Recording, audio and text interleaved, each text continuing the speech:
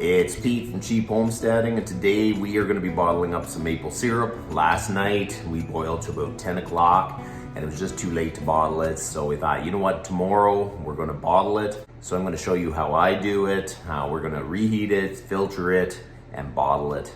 So let's go. So if anyone's wondering about my eye, I had a little bit of an infection thing in the eyelid. I got drops, it's working, it's getting there, so that's what it is. So this is what we got. We got 2 pots of finished maple syrup. These are 2 20-liter pots, so I don't know where.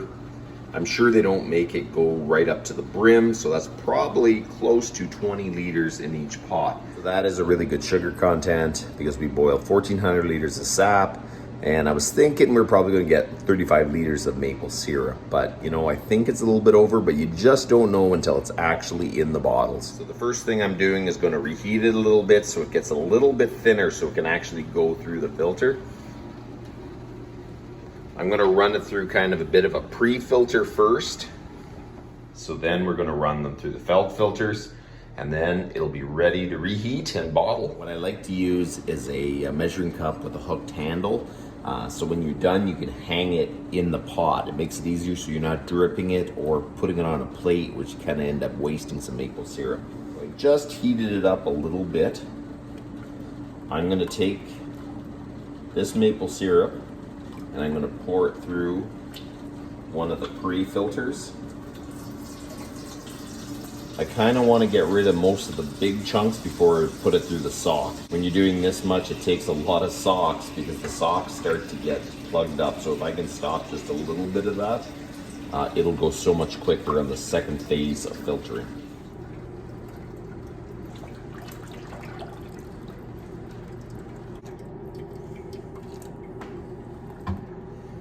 The last filtering, I have 4 filter socks. I built a really quick frame one year just to hold them, and I just put pots underneath.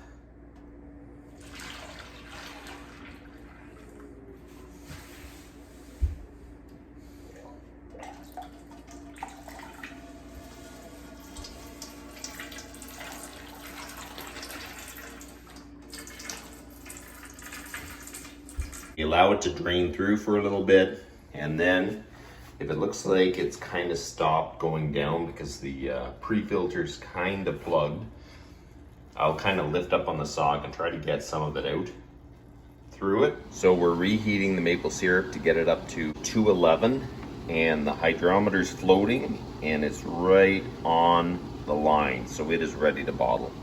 What I like doing is having a cookie sheet right next to my burner. I put my bottles I'm going to fill. Just fill them.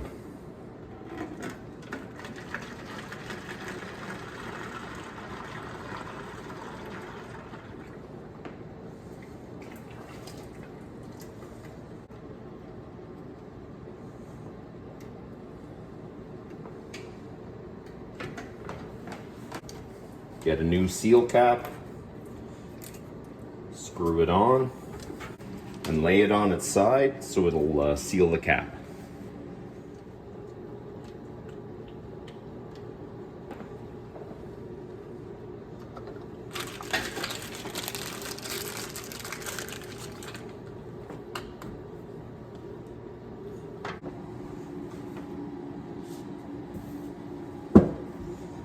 So there you go, we got 26 liters from the first boil.